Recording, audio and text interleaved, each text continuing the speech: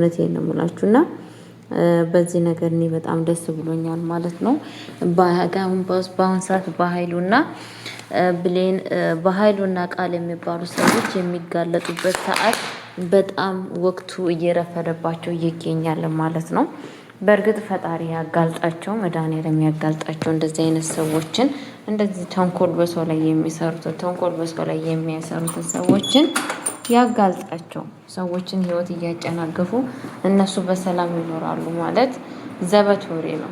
በእርግጥ ነገሮቹን ለሰው ሲያደርጉ ለእኔ ይመጣብኛል ብሎ አለማሰባቸው በጣም ከባድ ነው ማለት ነው።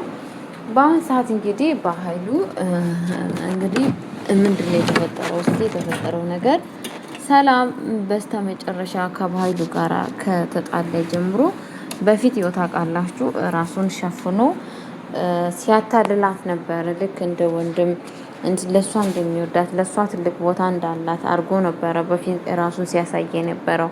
ነገሮቹን ሁላ ከነቃችበት በኋላ ያው ቃልም እንግዲህ በስተመጨረሻ ሌባ ሲሰርቅ አይጣላም ሲካፈል ነው እንጂ የሚባለው ነገር በእነሱ ላይ ነው የደረሰው ማለት ነው። በስተመጨረሻ ቃል ከርታችኋለች ማለት ነው። ቃል እንግዲህ በኃይሉንም ከርታለች ሁላቸውም ማለት ነው። በእርግጥ ያው በኃይሉም ምን ነበረ ሀሳቡ?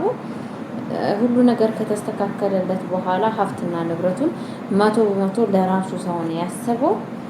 ለ50 ፐርሰንት ሊሰጥ ነው ያሰበው።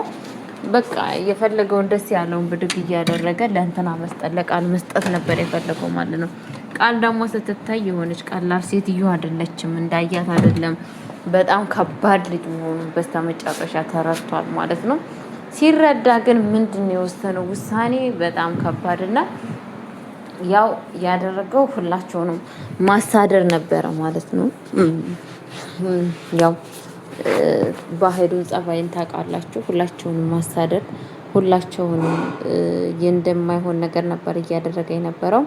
ከዛን ቃልም እንግዲህ እሱን በዛው በእስር ቤት ለማቆየት አስያዘችው። ያን ሁላ ነገር ከእስር ቤት ሲወጣ የሚያደርጋትን ታውቃላችሁ ማለት ነው። ከዛም በኋላ እንግዲህ ምን ነበረ ሀሳባቸው? እነሱ እያስፈራሩ አልማዝ አልፋለች አንቺ ነሽ ያስወገድሻት በማለት የሰላምን ሀብትና ንብረት እለት በእለቱ ለመብላት ነበረ ሀሳባቸው። ያ ሀሳብ ደግሞ ምንም ነገር ሊሳካላቸው አልቻለም። ምክንያቱም በአሁን ሰዓት ያው ሁሉን ነገር ብሌን አውቃለች በህይወት እንዳለች ምንም ነገር እንዳልሆነች ነገሮችን ሁሉ አውቃለች ማለት ነው። ስለዛ እነሱ ሀሳባቸውና እቅዳቸው የእንትናን ተስፋ አስቆርጦ የሰላምን ተስፋ ቆርጦ የሰላምን ሀብትና ንብረት መውሰድ ነበር የፈለጉት። ያ ነገር ደግሞ ሊሳካላቸው አልቻለም፣ በጣም በሚያሳዝን ነገር ማለት ነው። ያው ሳይሳካላቸው ስቀር ምንድነው የወሰነው ውሳኔ? እንትና መታ ነበር አልማዝ ወደ ቤት ውስጥ መታ ምንድነው ያለችው? እሱ ጋር መታ በኃይሉ ጋራ እኔ ቤተሰቦቼን በሞት አጥቻለሁ፣ በቃ ይበቃኛል።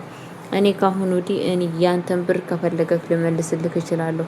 ነገሮችን የምታስተካክል ከሆነ አስተካክል፣ አለበለዚያ እኔ አሁን መውጣት ነው የምፈልገው። ምክንያቱም እስካሁን ድረስ ራሴን ደበኩ ይበቃኛል።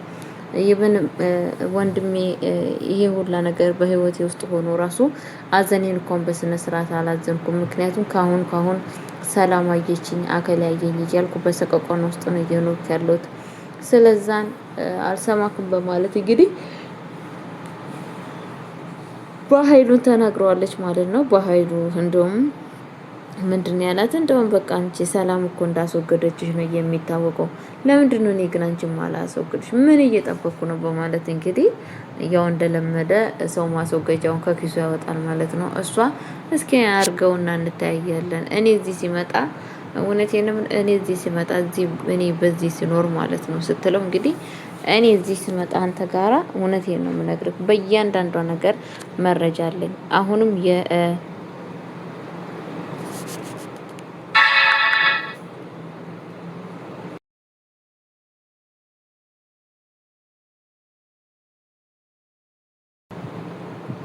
ሰላም ጋር ሰው አስቀምጬ ውጭ ላይ ሰው አስቀምጬ ነው ወደ አንተ ጋራ የመጣሁት።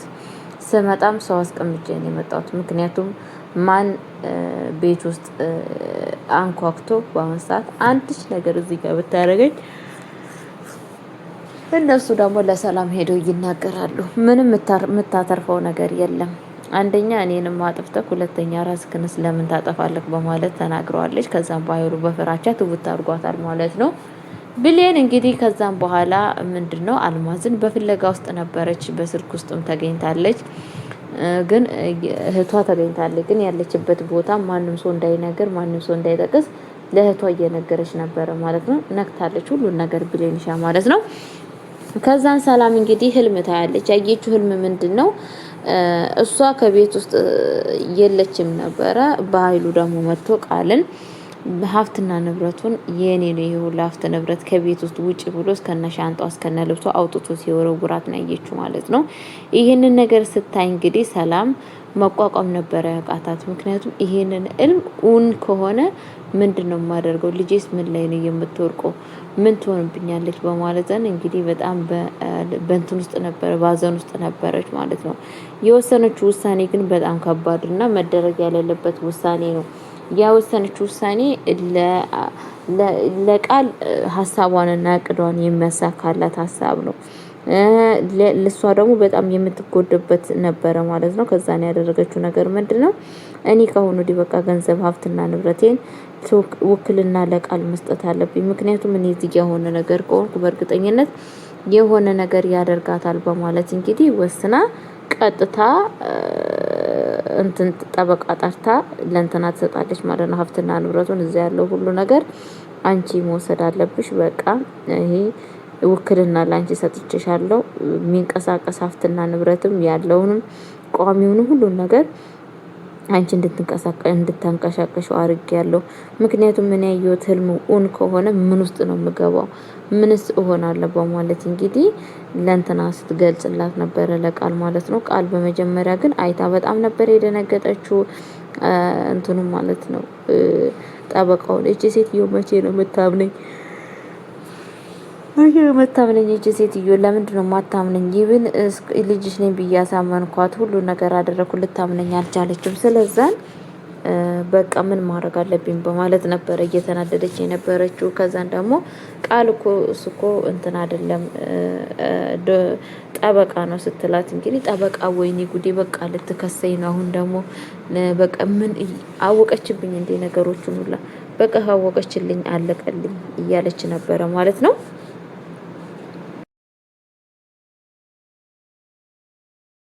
በቃ ካወቀች አለቀልኝ፣ ምንድነው የሚሻለኝ? ምንድነው የምሆነው? እያለች ነበር እያዘነች የነበረችው ማለት ነው። ከዛም በኋላ እንግዲህ የተፈጠረው ነገር ምንድነው? አወቀችብኝ። በቃ አሁን ወይንም እስር ቤት ልታስገባኝ ትችላለች፣ የሆነ ነገር ልታረገኝ ትችላለች ምናምን ነበረ።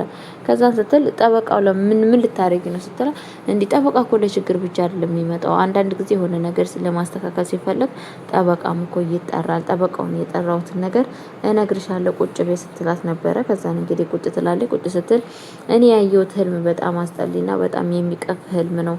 ምክንያቱም ያ ህልም እውን እንዲሆን አልፈልግም። ስለዛን እኔ ሀብትና ንብረቴን እንዳለ ላንቺ ውክልና ሰጥቼሻለሁ፣ እንደፈለገሽ ማድረግ ትችያለሽ።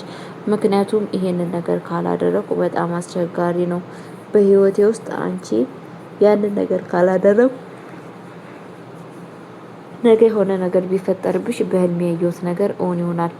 ሁለተኛ ነገር ደግሞ እኔ እስካሁን ድረስ ይበቃኛል፣ እጄንም ለመንግስት መስጠት አለብኝ፣ ለፖሊስ በቃኝ በማለት እንግዲህ በጸጸት ልሞት ነው በጭንቀት ልሞት ስለሆነ እጄን ለፖሊስ መስጠት አለብኝ ብላ ትነግራታለች ማለት ነው። ከዛን እንግዲህ እንደዛ ስትላት በጣም ነበረ ደስ ያላት ማለት ነው። ቃል የስንት አመት ልፋቴ የስንት አመት ድካሜ ስታ ውስጥ ነበረ እንደዛ ስትላት ደስ ያላት ማለት ነው። ግን ያ ነገር ያሰበችው ነገር እውነት ምንም ነገርም ሊሳካላት አልቻለም። ከዛን እንግዲህ ብሌን እያፈላለገች ነበረ። ወደ ቤት ውስጥ ስመጣ እየተፈራረሙ ነበር ያገኘቻቸው። እትዬ ምን እየሰራች ነው ስትላት፣ ከዛን ምንም እየሰሩ አይደለም ስትላት፣ እንግዲህ እኔ እፈልግሻለሁ ነው ያለቻት ማለት ነው። ከዛን ምንድነው ስትላት፣ የምፈልግሽማ ነገር ምንድነው? ምን እያደረጋችሁ ነው ስትል፣ በቃ እኔ ውክልና ለልጄ እየሰጠው ነው። ምክንያቱም እኔ አንድ ነገር ከሆንኩ ጋሽ በኃይሉ ወንድሜ የሆነ ነገር ያደርጋታል። ሀብትና ንብረቱንም ስለማይሰጣት ቀጥታ ያደረኩት ነገር ውክልና ለሷ ይሄንን ገንዘብ መስጠት አለብኝ ሀብትና ንብረቱን በማለት እንግዲህ ለሷ ትነግራታለች ማለት ነው። በጣም ነበር የተናደደችው። በጣም እንዴት እንደዚህ ታደርጊያለሽ? ለምንድነው እንደዚህ የምታደርጊው? ምን ስለሆነ በማለት በጣም ነበረ ስታናደድባት የነበረች። የግድ ማድረግ አለብኝ፣ ይሄ ግዴታዬ ነው። ምክንያቱም በኋላ እኔ አንድ ነገር ከሆንኩ የልጄን የሆነ ነገር ያደርግብኛል። በዛ ደግሞ እጄን ለፖሊስ መስጠት እፈልጋለሁ በማለት ለብሌ ስትናገር ነበረ ማለት ነው። ለምንድነው እትዬ ግን እኔን ማታምኝ? እንትና በህይወት አለች ብዬ አልነገርኩሽም እንዴ እያለቻት ነበረ። በህይወት አለ ብዬ አልነገርኩሽም እንዴ? ለምንድነው ማታምኝ ስትላት እንግዲህ አይ ልጄ እኔ ምንም ነገር አውቃለሁ፣ አንቺ ምን ያክል እኔ እንደምትወጂኝ አውቃለሁ። ለእኔ እንዳላስብና እኔ እንዳላብድብሽ ያንን ነገር እያደረግሽ እንደሆነ ይገባኛል። ግን ደግሞ ስነግርሽ ይሄ መሆን ያለበት ጉዳይ ነው፣ ግዴታ መናገር አለብኝ ብላለች ማለት ነው። አለበለዛ በህይወት ውስጥ ከባድ ችግር ስለሚፈጠር ያንን ነገር ማድረግ አለብኝ በማለት እንግዲህ ውሳኔዋን ወስናለች ማለት ነው። ከዛም በኋላ እንግዲህ ያደረገችው ነገር እንትና በጣም ከባድ ውሳኔ ነው የወሰነችው ውሳኔ እንትና ማለት ነው።